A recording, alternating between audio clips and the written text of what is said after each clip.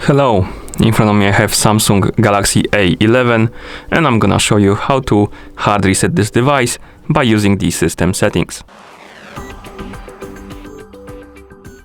First, we need to open the settings, and to do it, swipe up on the screen to open the app menu, then tap on the settings icon. In settings, let's scroll down and select the general management.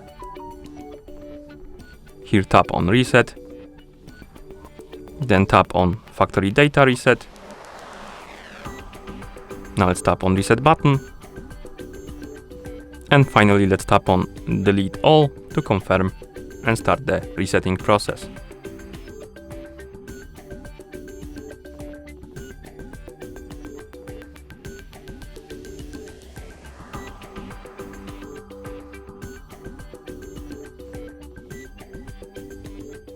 And at this point the hard reset is complete.